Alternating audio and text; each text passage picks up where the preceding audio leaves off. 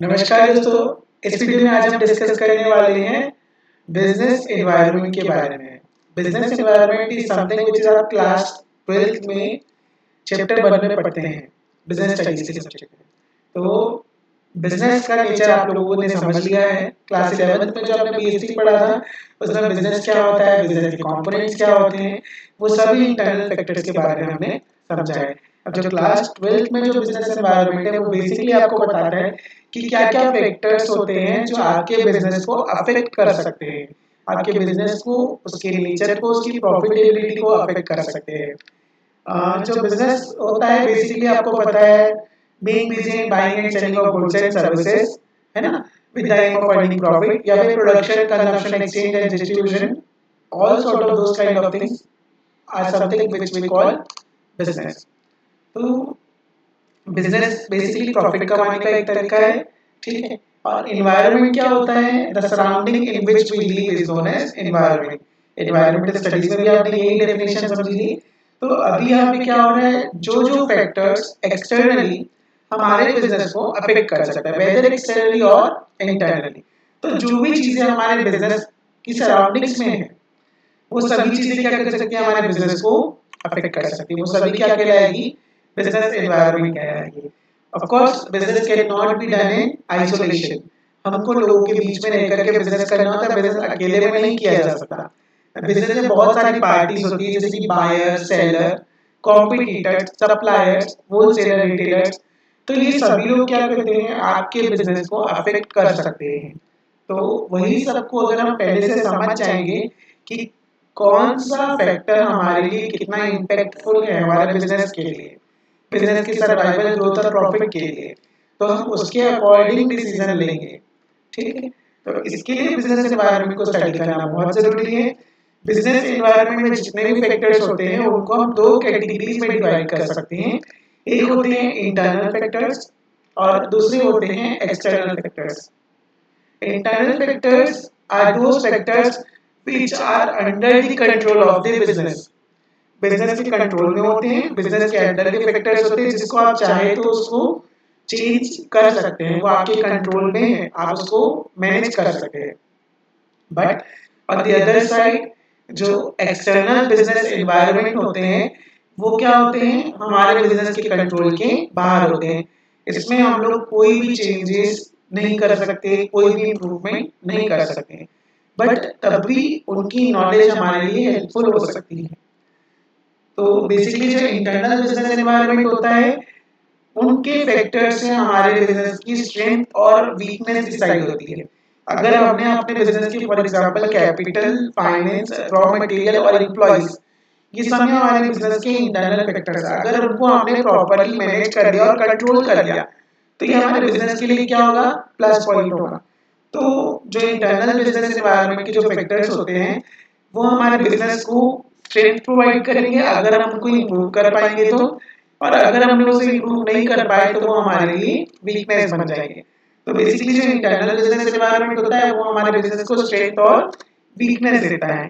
वहीं on the other side जो external business environment होता है, वो दो कैटेगरीज में डिवाइडेड है, micro business environment and macro business environment.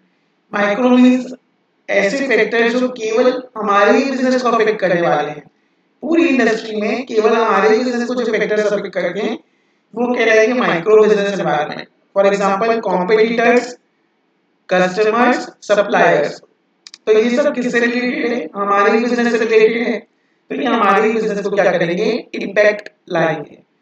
और जो मैक्रो बिजनेस एनवायरनमेंट होते हैं वो पूरी इंडस्ट्री को अफेक्ट करते हैं, है ना, जैसे कि social, economical, political, technological factors. तो ये अगर टेक्नोलॉजी में मान लीजिए कोई चेंज आता है, तो क्या वो सिर्फ हमारे बिजनेस को अफेक्ट करेगा क्या, नहीं, वो पूरी की पूरी सोसाइटी को, पूरी इंडस्ट्री को और पूरी कंट्री को अफेक्ट कर रहा होगा। तो इसलिए उसे क्या कहा जाता है, मैक्रो बिजनेस एनवायरनमेंट, है ना। तो हमारे पास दो कैटेगरीज थी, इंटरनल बिजनेस एनवायरनमेंट और एक्सटर्नल बिजनेस एनवायरनमेंट। इंटरनल में हमने देखा है क्या क्या पॉइंट्स होते हैं, मैं आपको बता देता हूँ इंटरनल बिजनेस एनवायरनमेंट के। जैसे कि हमारे बिजनेस की पॉलिसीज है, हमारे बिजनेस के ऑब्जेक्टिव्स है ना, और हमारे बिजनेस का ऑर्गेनाइजेशन है, हमारे बिजनेस की लेबर पॉलिसी है और हमारे रिसोर्सेज ऑफ द बिजनेस। तो ये सब चीजें क्या है, फिर भी हमारे बिजनेस की कंट्रोल में हमने जैसे डिसीजन लिए तो उसके हिसाब से हमको इंटरनल फैक्टर से स्ट्रेंथ और वीकनेस मिल सकती है। और जो हमारे एक्सटर्नल बिजनेस एनवायरनमेंट है और उससे हमको क्या मिलता है, अपॉर्चुनिटीज एंड थ्रेट। अपॉर्चुनिटीज कैसे, अगर हमको कोई अपॉर्चुनिटी पहले से पता होगी, है ना, तो उसके अकॉर्डिंग हम बिजनेस को क्या करेंगे, चेंज करेंगे और उस अपॉर्चुनिटी के हिसाब से हम क्या करेंगे, तैयार रहेंगे। ठीक। और वही जो एक्सटर्नल बिजनेस एनवायरनमेंट होता है उससे कभी कभी हमको खतरा भी होता है, यानी थ्रेट होता है। तो उस थ्रेट के लिए हमको पहले से प्रिपेयर रहना पड़ेगा। जैसे कि मान लीजिए न्यू टेक्नोलॉजी आई थी, एंड्रॉइड जो टेक्नोलॉजी मोबाइल फोन है, ये जब न्यू न्यू डेवलप हुई थी, नोकिया और सैमसंग दो कंपनी थे मोबाइल फोन में, ठीक है। तो नोकिया जो है उसने इस पर्टिकुलर जो मार्केट में चेंज आ रहा है ना, उसके अकॉर्डिंग डिसीजन नहीं लिया, उसमें टेक्नोलॉजी में चेंजेस नहीं लाए। एज अ रिजल्ट क्या हुआ, जो उनका प्रोडक्ट था वो मार्केट से पूरी तरह से आउट हो गया। लीडिंग मोबाइल फोन था नोकिया। और सैमसंग ने क्या किया, वो जो टेक्नोलॉजी में चेंजेस आए हैं, एंड्रॉइड सिस्टम जो अडॉप्ट किया जा रहा है, उन्होंने उस चेंजेस को बहुत जल्दी अडॉप्ट कर दिया, ठीक है। और इसकी वजह से सैमसंग मार्केट से बाहर नहीं हुआ। तो ऐसे चेंजेस आते हैं, वो हमारे बिजनेस के लिए अपॉर्चुनिटी भी बन सकते हैं और हमारे बिजनेस के लिए थ्रेट भी बन सकते हैं। तो हमको ये चीजें जानना जरूरी है कि क्या क्या नए नए चेंजेस आ रहे हैं और उस चेंजेस के अकॉर्डिंग हमारे बिजनेस को क्या करना पड़ेगा, हमें अडॉप्ट करना पड़ेगा। ठीक। तो यही होता है हमारे अपॉर्चुनिटीज और थ्रेट। तो कंबाइनली जितने भी हमारे बिजनेस एनवायरनमेंट के फैक्टर्स हैं, चाहे इंटरनल हो चाहे एक्सटर्नल हो, और एक्सटर्नल में चाहे माइक्रो हो चाहे मैक्रो हो, है ना, वो सभी मिलकर के हमारे लिए स्ट्रेंथ, वीकनेस, अपॉर्चुनिटीज और थ्रेट, ये चार कंपोनेंट्स हमको स्टडी करना होता है कि क्या चीजें हमारे बिजनेस की स्ट्रेंथ है, स्ट्रेंथ को ऑब्वियसली हमको बढ़ाना है। क्या चीजें हमारे बिजनेस की वीकनेस है, ऑब्वियसली उसको कम करने की कोशिश करना है। क्या क्या हमारे लिए अपॉर्चुनिटीज आने वाली है ताकि हम उस बिजनेस के अपॉर्चुनिटीज को ग्रैब कर सकें, और क्या क्या हमारे बिजनेस के लिए थ्रेट है यानी कि खतरा है, उससे हमको बचने का प्रयास करना है। ठीक। तो ये सभी क्या कहलाता है, स्वॉट एनालिसिस कहलाता है। अब एक्सटर्नल बिजनेस एनवायरनमेंट में हमारे पास में, मैं जैसे मैंने आप लोगों को बताया, दो पार्ट है। एक होता है माइक्रो। माइक्रो में क्या क्या आते हैं, आपके सप्लायर, कस्टमर, कॉम्पिटिटर, है ना, डिस्ट्रीब्यूटर। तो ये सब आपकी क्या है, माइक्रो बिजनेस एनवायरनमेंट में आ जाते हैं। अब हम बात करें मैक्रो बिजनेस एनवायरनमेंट, यानी एक्सटर्नल बिजनेस एनवायरनमेंट में जो पार्ट आता है मैक्रो बिजनेस एनवायरनमेंट, उसमें क्या क्या चीजें आ जाएंगी, political environment, social environment, legal environment, demographic environment, technological environment, physical environment और इंटरनेशनल एनवायरनमेंट। ये सभी को हम डिटेल में डिस्कस करेंगे और एक एक को समझते हैं। चलिए सबसे पहले इसको जो शॉर्ट में बोला जा सकता है वो है pastel analysis, PESTEL, pastel analysis. तो एक एक को समझते हैं। सबसे पहला है पॉलिटिकल एनवायरनमेंट। हमारे देश की जो पॉलिटिक्स और पॉलिटिशियंस हैं, वो पार्टीज क्या होती है, 5 साल में चेंज होती है। तो वो हमारे बिजनेस के लिए अपॉर्चुनिटी भी हो सकता है और थ्रेट भी हो सकता है। तो पॉलिटिकल पार्टीज के रूल्स और रेगुलेशंस के हिसाब से हमको क्या करना चाहिए, हमारे बिजनेस को अडॉप्ट करना चाहिए। उसके बाद आता है अपने पास economic environment. Economic environment is something which is, हमारे देश की जो गवर्नमेंट है वो हमारी इकोनॉमिक पॉलिसी बनाते हैं, जिसमें आती है fiscal policy, monetary policy and so on. तो ये सब इकोनॉमिक फैक्टर्स भी क्या करते हैं, हमारे बिजनेस को अफेक्ट कर रहे होते हैं। ठीक। उसके बाद आता है हमारा social environment. As for social environment, social environment में हम जिस सोसाइटी में बिजनेस करने वाले हैं, जहाँ पे हमारा बिजनेस है, वहाँ की क्या कस्टम्स हैं, क्या ट्रेडिशंस हैं, क्या वैल्यूज हैं, उनको भी हमें ध्यान में रखना पड़ता है ताकि हमारे जो बिजनेस है उससे किसी के कस्टम्स, ट्रेडिशंस और सोसाइटी को हार्म ना हो जाए या किसी के सेंटिमेंट्स हर्ट ना हो जाए। ठीक। तो इस चीज पे भी काम करना होता है सोशल एनवायरनमेंट में। फिर आता है नेक्स्ट आपका टेक्नोलॉजिकल एनवायरनमेंट। टेक्नोलॉजिकल एनवायरनमेंट क्या होता है, हमारी कंट्री में कौन सी टेक्नोलॉजी चल रही है, for example 2G, 3G, 4G, 5G, ऐसा। तो हमारी कंट्री में जो टेक्नोलॉजी प्रेवलेंट है उसके अकॉर्डिंग हमको क्या करना चाहिए, प्रोडक्ट बनाने चाहिए।